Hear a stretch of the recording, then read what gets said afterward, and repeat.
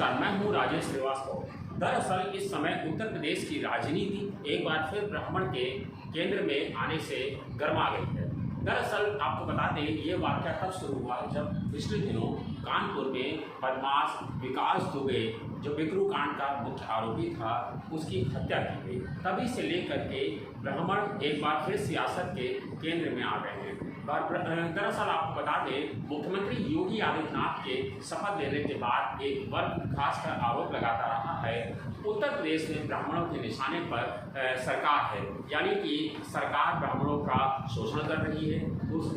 एक आंकड़ा जारी किया गया ब्राह्मणों की महासभा की ओर से, जिसमें कहा गया कि उत्तर प्रदेश में जो छुटभैये बदमाश मारे गए हैं उसमें ज़्यादातर ब्राह्मण थे, जो गिरफ्तारियाँ हुई हैं उसमें भी ब्राह्मण थे, ज़्यादातर हादसे हुए हैं, कई सारे हादसे हुए हैं। विवेक तिवारी हत्याकांड हुआ है, विकास दुबे हत्याकांड हुआ है, ऐसे ही कई सारे कांड हुए हैं जिसमें ब्राह्मणों की हत्या हुई है। तो ब्राह्मण नाराज होने से सियासत गर्मा गई और उन लोगों का ये मानना है कि सरकार में ब्राह्मणों के साथ न्याय नहीं हो रहा है। दरअसल आपको बता दें कि ब्राह्मण आज से नहीं, ब्राह्मण शुरू से सियासत के केंद्र में रहा है। 2009 में बहुजन समाजवादी पार्टी ने ब्राह्मणों को सत्ता में लाने का उन्होंने एक सोशल इंजीनियरिंग का फार्मूला अपनाया था और सतीश शर्मा को इसका अध्यक्ष नियुक्त किया था। और उसके बाद से ही ब्राह्मण और दलित सोशल इंजीनियरिंग के माध्यम से बसपा बहुजन समाजवादी पार्टी ने सत्ता हासिल की थी।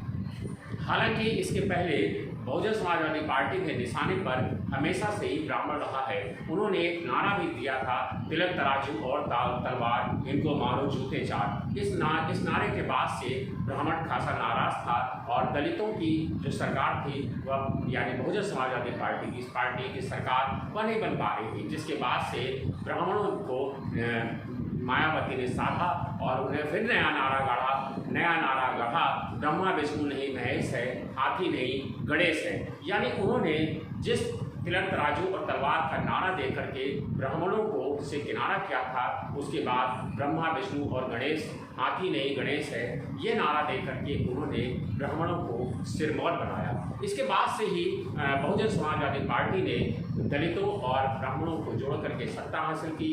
उसके बाद से ही ब्राह्मण कमोबेश निशाने पर आ गए और सत्ता के केंद्र में आते चले गए। जब 2012 में अखिलेश यादव की सरकार आई तो अखिलेश यादव की सरकार के समय भी जनेश्वर मिश्र को आगे लाया गया, ब्राह्मणों को आगे किया गया और कमोबेश उसके बाद से हर सरकार यही चाहती है कि ब्राह्मणों के दरअसल आपको बता दें, उत्तर प्रदेश में ब्राह्मणों का वर्ग करीब 11% है। 11% वोट लेकर के ब्राह्मण भले ही निर्णायक भूमिका ना निभाते हों, लेकिन ये एक ऐसा वर्ग है जो सत्ता की सियासत की धुरी को पलटने का काम जरूर करता है।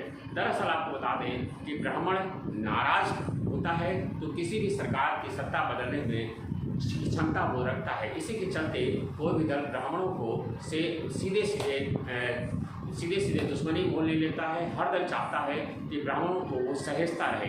अब एक ऐसा समय आ गया है जब योगी सरकार के निशाने पर ब्राह्मण हैं, यानी ब्राह्मण अब इस सरकार से नाराज हैं और इसी के चलते बहुजन समाजवादी पार्टी और कांग्रेस तीनों ने ब्राह्मणों को लेकर के मोर्चा खोल दिया है। सबसे पहले इस मामले में कदम बढ़ाया समाजवादी पार्टी के राष्ट्रीय अध्यक्ष अखिलेश यादव ने। उन्होंने परशुराम की फोटो लगाने का ऐलान किया और उन्होंने कहा कि वो उत्तर प्रदेश में अब तक की सबसे ऊंची प्रतिमा लगाएंगे और परशुराम का उन्होंने महिमा मंडन किया। दरअसल इस परशुराम भगवान ब्राह्मणों के भगवान कहे जाते हैं और ब्राह्मणों के पुरोधा पुरुष, यानी कि परशुराम के नाम से ब्राह्मणों को सहेजने की कोशिश जब समाजवादी पार्टी ने की, तब इसी निशान उनके मात्र 2 दिन के बाद ही बहुजन समाजवादी पार्टी ने भी ऐलान कर दिया। उन्होंने कहा कि समाजवादी पार्टी के अखिलेश यादव याद करें अपना वक्त जब ब्राह्मणों के साथ बहुत अन्याय हुआ। उन्होंने कहा कि उसके बाद से ही उन्होंने बहुजन समाजवादी पार्टी ने ऐलान कर दिया कि जब बहुजन समाजवादी पार्टी की सरकार आएगी तो वो उससे भी बड़ी प्रतिमा परशुराम की लगाएंगे। ऐसे में जब परशुराम की प्रतिमा लगाने की होड़ लग गई, इस समाजवादी पार्टी अब तक की सबसे ऊंची प्रतिमा लगाएगी और बहुजन समाजवादी पार्टी उससे भी ऊंची प्रतिमा लगाएगी तो ऐसे में भला राष्ट्रवादी कांग्रेस पार्टी, राष्ट्रीय कांग्रेस पार्टी कैसे पीछे रहती है। कल कांग्रेस के सांसद जितेंद्र प्रसाद ने एक मोर्चा खोला और उन्होंने योगी आदित्यनाथ को एक चिट्ठी लिख मारी। इस चिट्ठी में उन्होंने कहा कि परशुराम जयंती पर सार्वजनिक अवकाश होना चाहिए। ये कह करके कांग्रेस ने मील का एक पत्थर तो चल ही दिया है। कांग्रेस ने कहा कि परशुराम ब्राह्मणों के पुरोधा पुरुष हैं और ब्राह्मणों के बीच में उनका खासा सम्मान है।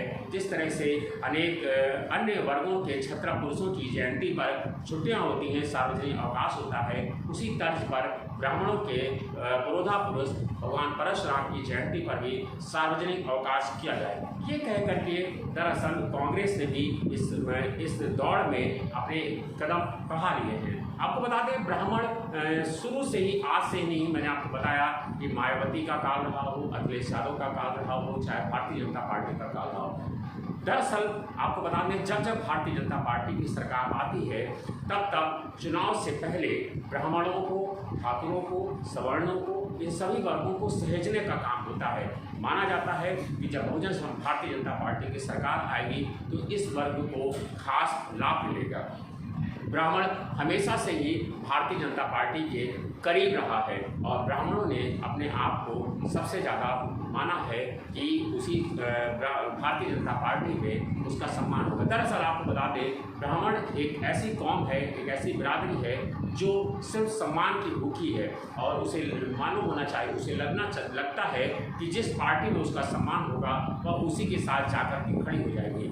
इसी के लिए चलते जब बहुजन समाजवादी पार्टी की सुप्रीमो मायावती ने दलित ब्राह्मण सोशल इंजीनियरिंग की, तब ब्राह्मणों को लगा कि दलितों के साथ जाने में उसकी कोई दिक्कत नहीं है, क्योंकि दलितों के बीच जाने से ही ब्राह्मण जाने में भी ब्राह्मणों का सम्मान होगा और दलितों की पार्टी में भी ब्राह्मणों का सम्मान बनेगा। ब्राह्मण सम्मान का भूखा था, इसीलिए वो बसपा के साथ ही जाने से नहीं हिचकिचाया और बहुजन समाजवादी पार्टी ने पूरे दमखम और जोश के साथ सरकार बनाई। यही हाल कमोवेश अखिलेश यादव की पार्टी में रहा। तब छोटे लोहिया जनेश्वर मिश्र को खासा आगे बढ़ाया गया और जनेश्वर मिश्र के नाम पर ब्राह्मणों को एकजुट और लामबंद करने का काम किया गया। यही काम बहुजन समाजवादी पार्टी में सतीश चंद्र मिश्र के काम से किया गया।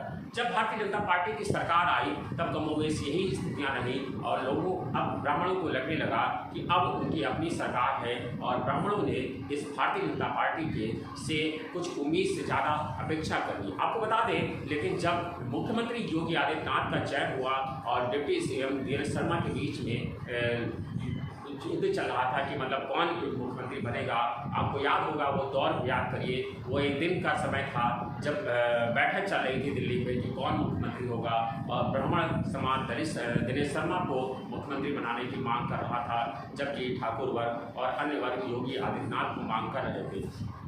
दरअसल ब्राह्मण चाहते थे कि कोई ब्राह्मण चेहरा मुख्यमंत्री के तौर पर आए, लेकिन उसका समीकरण की भरपाई डॉक्टर दिनेश शर्मा को उप मुख्यमंत्री यानी डिप्टी सीएम बना करके की गई। समीकरण साधने में भारतीय जनता पार्टी कभी पीछे नहीं रहती। उसने पिछड़ों को साधने के लिए केशव मौर्य को डिप्टी सीएम बनाया, ब्राह्मणों को साधने के लिए डॉक्टर दिनेश शर्मा को डिप्टी सीएम बनाया और पूरे समाज को एकजुट रखने के लिए और भारतीय जनता पार्टी के खांचे में पूरी तरह से फिट करने के लिए योगी आदित्यनाथ को मुख्यमंत्री की कुर्सी सौंपी। लेकिन कमोवेश मुख्यमंत्री योगी आदित्यनाथ के सरकार बनाने के बाद जिस तरह से ब्राह्मणों को किनारे किया गया, बहुत बड़ी संख्या में बहुजन समाजवादी अन्य वर्ग को तरजीह दी गई, खास करके क्षत्रिय वर्ग को तरजीह दी गई। आप आज लखनऊ के या किसी भी जिले के इंस्पेक्टर की हालत देख लें तो ज़्यादातर थाने ठाकुरों के हवाले हैं। इसी तरह से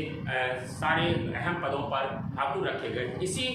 और उसके बाद कई हादसे हुए जिसमें ब्राह्मणों को निशाने पर बनाया गया, यानी ब्राह्मणों की हत्या हुई, जिसके बाद ब्राह्मण नाराज हुआ। इसके बाद जब ऊपर से कमांड कसी गई तो उसके बाद उत्तर प्रदेश में ब्राह्मणों को थोड़ा सा जगह दी गई और ये स्थिति बनाई गई कि ब्राह्मणों को लेकर के अब योगी आदित्यनाथ की सरकार में भी सॉफ्ट कॉर्नर है। इसी के चलते उत्तर प्रदेश के प्रमुख सचिव गृह अवनीश अवस्थी को लाया गया।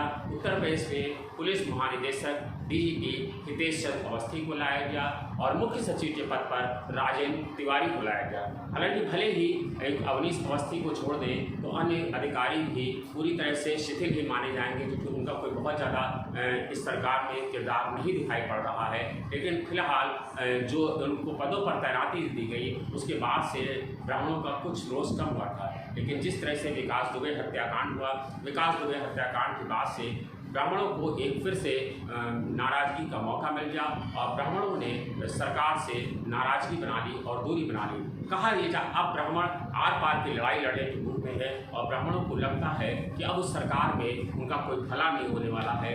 ब्राह्मणों की इसी नाराज़गी का फ़ायदा उठाने के लिए समाजवादी पार्टी, बहुजन समाजवादी पार्टी और कांग्रेस तीनों लगे हुए हैं और उनका ये मानना है कि 2022 के